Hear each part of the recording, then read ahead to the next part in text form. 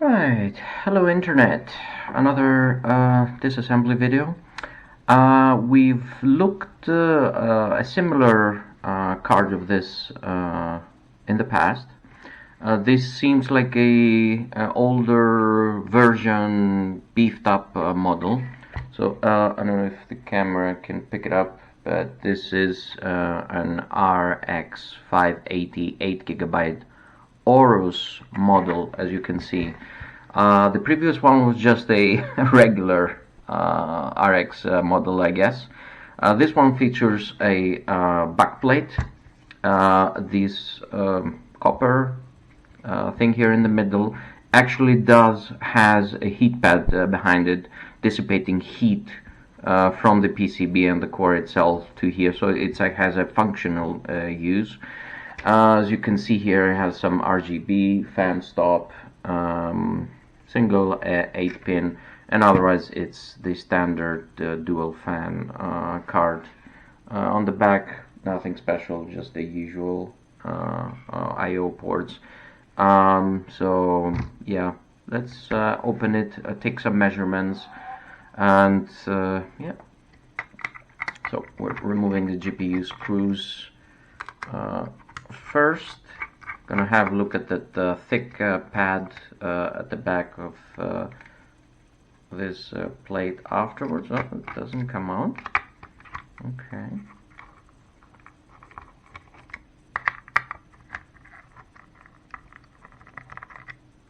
Oh, this one does. Oh, the retention. The retention spring came out. Alright, okay. Let's remove these bits.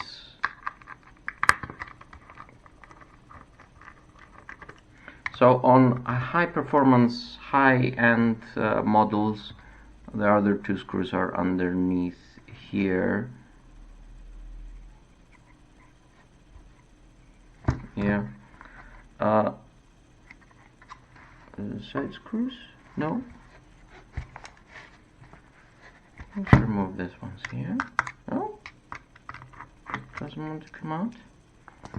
Right. So alright.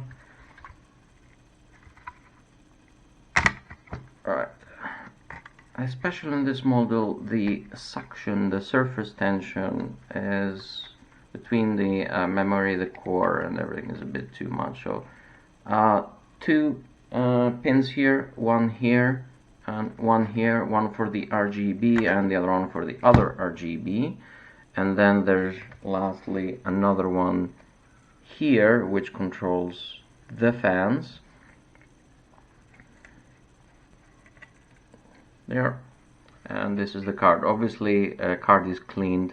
I didn't want to particularly change the VRM pads or that one for the inductors, so I let it be. It seems to be in a good soft position. Yeah, only to replace the chips. The application,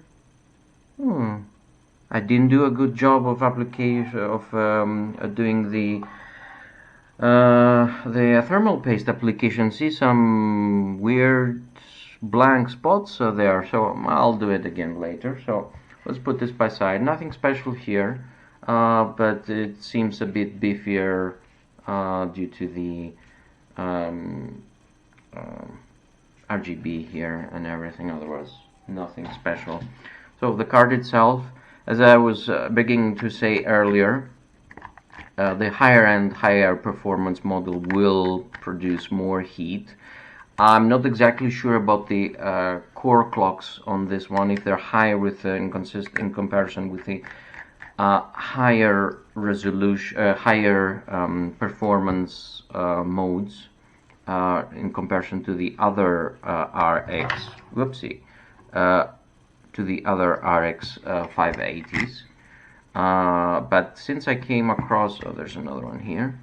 So since I came across this Aorus edition, again, I thought I might do another video. So we just remove the plate, and here it is. Oh, it actually has so it has a separate memory pad under the VRM section. You can see extra MOSFETs here, here, here. So this whole area will be extremely hot. You can see the memory, the GPU core pad as well. Man, that's pretty thick.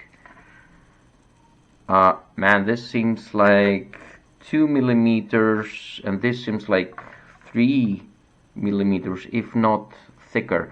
And you can see the copper, I think it's copper plate behind it, and this seems metal. So yeah, heat dissipation, and this has a functional use instead of just cosmetic, thankfully. Let's put this by the side as well. So we'll take some quick measurements. We've taken measurements from the, you can compare it to the old ones, but I don't think anything has changed. So one probe here, let's put it on diode mode. Let's put it here. Yeah, so 12, so let's the layout of the card. VRM and the inductors for the core is here. This single piece here could be memory, if I'm not mistaken. Yes, this is memory, or VDDCI. This is VDDCI. This is memory. This is 12 volts. This card has two 5-volt inductors here and here. Display rail is here. And that's it. I don't think there's anything useful at the back besides 1.8 is still here. The inductors are a bit more spread out. VBIOS is here. This card doesn't have a BIOS switch, unfortunately, despite it being a premium model. So yep, let's start. So 12 volts. Oh, we're on, okay, now it's on the correct mode. So 12 volts is here. If 12 volts was short, it should show very little or show a short. This is cycling, so it's fine. 1, 2, 3, 4. 3.3 from PCI is good. 12 volts from 8-pin. It should be cycling as well, and it is cycling. 12 volts, there's another inductor here hidden. There's another inductor that's also 12 volts from PCI, which is cycling as well, so this is good. Display. Oh. Come on. Display is... oh, it's a mystery. It's highly unusual. Okay, display is 15.6 ohms, which is perfectly fine. VDDCI is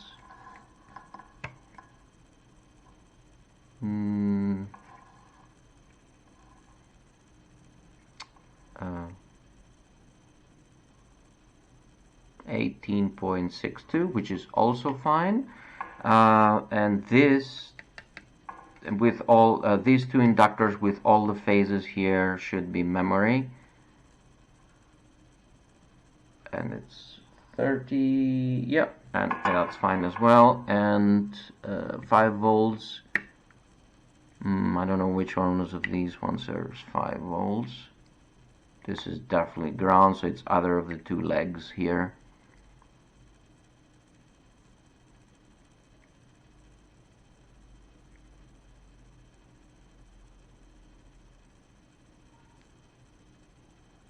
So 3.7 kilo ohms on this one. Oh, come on. And this is cycling. So in these 5-volt inductors, one of the pins is always ground, one of the pins is always 12 volt, and one of the other pins is the actual 5-volt output. I have to look at the schematics. I don't know which ones is actually the output. This card is fully working, fortunately, so everything's working as it should. Due to the cycling, this could be 12 volts, so if we want to assume that this could be the 5-volt output, the measurement should be both, it should be the same in both of these. And at the back, just need to check 1.8 on the inductors here, which should be 3000, near the 3000 range, 2. Yeah, that's fine. And let's check on diode mode now.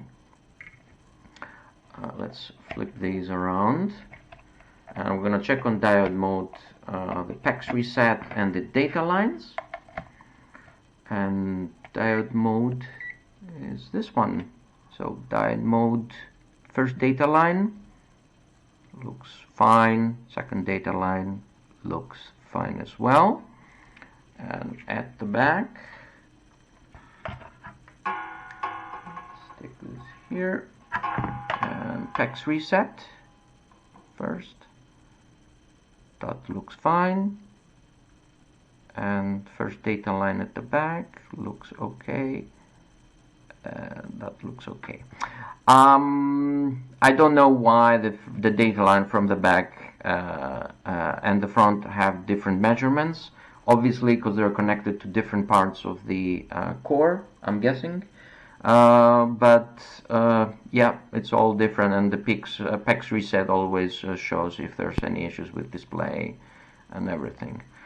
So yeah, that's it for this one. Thank you for watching for this special little one. I don't see a lot of RX580s on premium like this ones, so that's why I said to do this video. So yeah, thank you. See you to the next one.